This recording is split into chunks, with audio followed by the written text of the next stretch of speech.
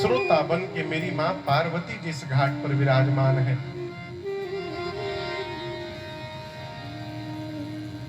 जिन चौपाइयों का हमने आपने अभी गायन श्रवण की, जिसे ज्ञान घाट में कथा प्रवेश कराते हुए कैलाश का परिचय देते हैं। भगवान शंकर कहाँ रहते हैं? कहते हैं रम्य गिरिवर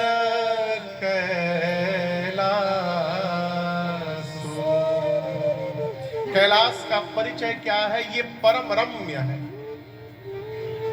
मानस में ललन बाबू स्थान स्थान पर गोस्वामी जी ने रम्य बताया, परम रम्य बताया।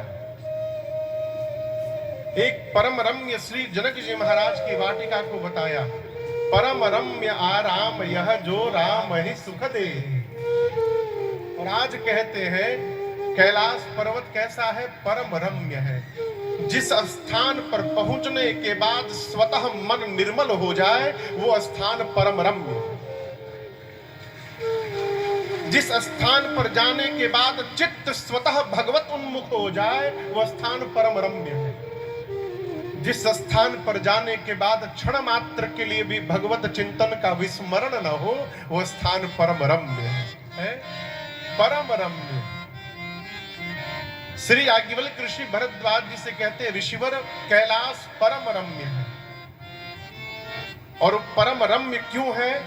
सदा जहां उमा निवास उपस्थित है। अब विश्वास नहीं है तो भगवान कहीं नहीं है। विश्वास ही भगवान को प्रकट कराता है। प्रहलाद को विश्वास था कि खंभे में उसके भगवान हैं। प्रहलाद को जन्म देने वाले पिता हिरण्यकश्यप को विश्वास नहीं था। है? भक्त के विश्वास की रक्षा के लिए भगवान खंभे में से प्रकट हो गए नरसिंह बनकर। यदि वही विश्वास हमारे हृदय में जागृत हो जाए तो भगवान हमारे घर में प्रकट हो सकते हैं, विश्वास यदि हो जाए। पूज्यपाद गोस्वामी तुलसीदास जी कहते हैं, कैलाश पर्वत पर भगवान शिव और मेरी मां शिवा का सदैव वास है। इस कैलाश पर्वत पर एक विशाल वट वृक्ष है, बरगद। बरगद देखे है ना? विशाल बरगद का वृक्ष है। गोस्वामी जी कहते हैं इस बरगद के वृक्ष पर कभी भी आप जाइए तो यह सदैव दिव्य बना रहता है। नित नूतन सुंदर सब काला, किसी भी काल में ये सदैव नवीन बना रहता है। एक बार भगवान शंकर विवाह के बाद, अनेक काल बीत गए, विवाह के बाद कार्तिकीय स्वामी का जन्म हुआ, उन्होंने ताड़कासुर का वध किया। ये सारी घटनाएं बीत गई। उसके बाद कई वर्षों बाद एक दिन अचानक भगवान शंकर के मन में एक भाव उत्पन्न हुआ और उस बरगद के वृक्ष के नीचे गए और जैसे जाकर उस विशाल बरगद वृक्ष की सुंदरता का दर्शन किए, हृदय में दिव्य भाव ने स्थान उत्पन्न कराया, दिव्य भाव जागृत हुआ। जिस प्रकार का दृश्य हम और आप देखेंगे उस प्रकार की चित्त की वृत्ति जन्म लेगी। दोष का प्रवेश नेत्र से होता है? दोष का प्रवेश कैसे होता है? नेत्र से। भगवान शिव ने विशाल वट वृक्ष को देखा, तरु बिलो की उर अति सुख, हृदय में अत्यंतिक सुख हुआ और बाबा तुरंत जाकर अपने हाथ से बाघंबर लाए और उस बरगद के वृक्ष के नीचे बिछाकर निज कर डासे नागरी पूछा। स्वामी जी ने क्यों कृपाला कहा? क्योंकि आज भगवान शिव राम कथा गाकर इस जगत पर कृपा करने वाले हैं, इसलिए बाबा को कृपाला कहा।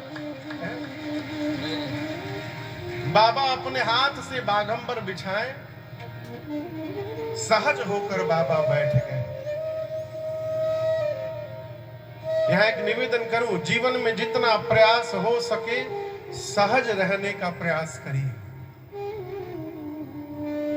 अभी हम लोग आ रहे थे ना, कथा गाने आ रहे थे, तो तीसरे फाटक पर 15 मिनट फंस गए। लगा तो ऐसे कि लंबा फंसेंगे कि जो गाड़ी जा रही थी धीरे धीरे आस्ते होने लगी, मालगाड़ी, वो भी जोना का नाम है मालगाड़ी। अब लगा कि कहीं बीच में रुक न जाए, लेकिन ड्राइवर भैया को बहुत बहुत प्रणाम, साधुवाद। जैसे पीछे वाला उनका जो वो गार्ड का डब्बा जैसे फाटक का पार हुआ, गाड़ी रुक गई। इतना पार हुआ कि गाड़ी निकल सके, फाटक खुला, हम लोग आए। जैसे गांव में प्रवेश किए तो विनय ने एक बात कही कि भैया ये गांव के लोग की आयु इतनी अधिक क्यों होती है? अभी अभी थोड़ी देर पहले हमने कहा बाबू शुद्ध हवा है, शुद्ध भोजन है, हम मिट्टी से जुड़े हुए हैं, इसलिए अधिक आयु है। बोले भैया एक और बात है, हमको जो लग रहा है कहो। तो बोले गांव के लोगों को टेंशन नहीं है उतना, और जो जितने में है उतने में संतुष्ट है, हाय हाय नहीं मचा है। ये बहुत बड़ी बात बोली है, मुझे बहुत अच्छा लगा। जीवन में यदि आनंद पूर्वक रहना चाहते हैं तो संतुष्ट होने का स्वभाव बनाइए। संतुष्ट होने का अर्थ ये नहीं कि कर्म न किया जाए, कर्तव्य करते रहिए, कर्म करते रहिए। भगवान यदि आगे बढ़ावे तो आगे बढ़िए, जहां रखे हैं वहीं संतुष्ट रहिए, आयु भी बढ़ेगी, जीवन में आनंद भी बढ़ेगा। अब भगवत कृपा हुई तो भजन भी बढ़ेगा। भगवान शंकर सहज होकर बैठे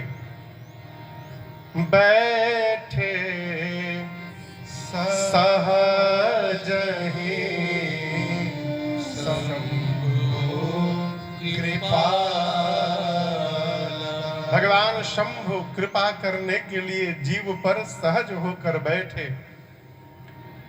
मां भवानी ने भगवान शिव के इस रूप का दर्शन किया। बाबा परम प्रसन्न स्वरूप में है। और याद रखिएगा, पति के चेहरे पर यदि प्रसन्नता दिखाई पड़ जाए तो पति से अधिक प्रसन्नता अर्धांगिनी को प्राप्त होता है कि मेरे स्वामी प्रसन्न है आज है। मेरी मां भवानी ने जैसे बाबा के मुखमंडल का अवलोकन किया, मुख देखा, मां गदगद हो गई। गोस्वामी जी कहते हैं, एजी पार्वती भल अवसर जाने, पार्वती भल अवसर जाने, गए शंभु महिमा तो भवानी, गई शंभु महिमा तो भवानी। यहाँ देखिए, जानी प्रिया आदर अति कीन्हा, जानी प्रिया आदर अति कीन्हा, पाम भाग आसन हर दीन्हा, पाम भाग आसन हर दीन्हा, बैठी शिव समीप हर सारी, बैठी शिव समीप हर सारी, पूरब जन्म कथा चित आई, पूरब जन्म कथा चित आई, पूरब जन्म कथा चित आई।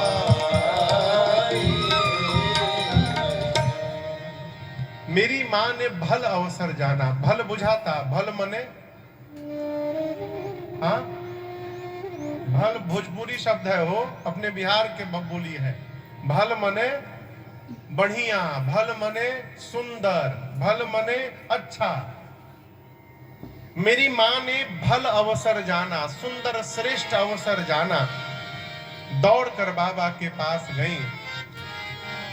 भगवान शिव ने माँ को आते देखा है, मेरी माँ को, तो बाबा ने मैया का आदर किया है।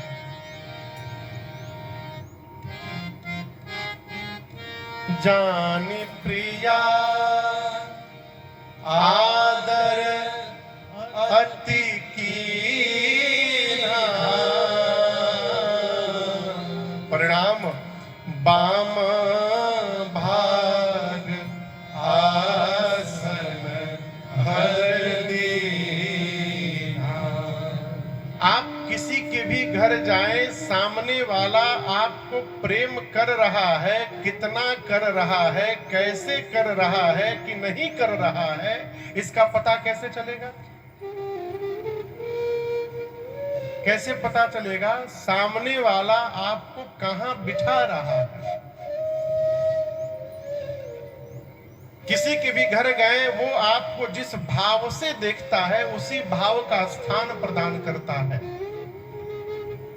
मानस में कल कथा श्रवण करिएगा, जब श्री राम लक्ष्मण जी को लेने के लिए श्री विश्वामित्र जी महाराज श्री धाम अयोध्या गए हैं, तो जनक जी ने द्वार पर जाकर प्रणाम किया है, और प्रणाम करके लाकर दशरथ जी महाराज ने द्वार पर जाकर प्रणाम किया है, और प्रणाम करके श्री चक्रवर्ती जी ने विश्वामित्र जी को कहां बिठाया? निज आसन बैठा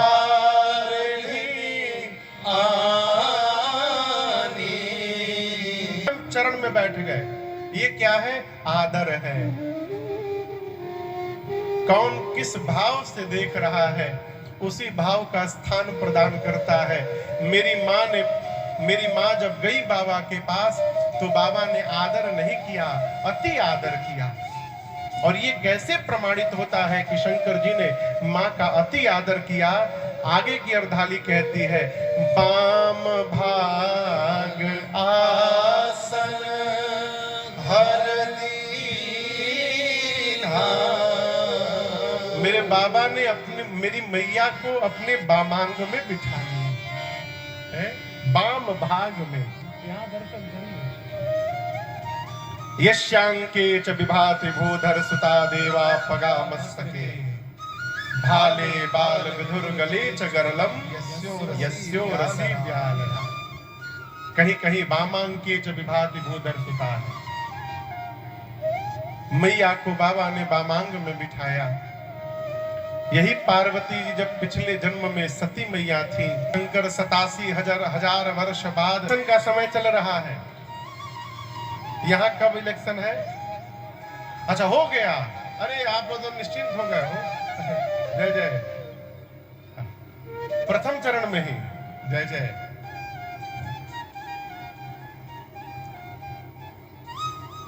इलेक्शन में कई लोग खड़े होंगे, यहां भी खड़े होंगे आसपास में।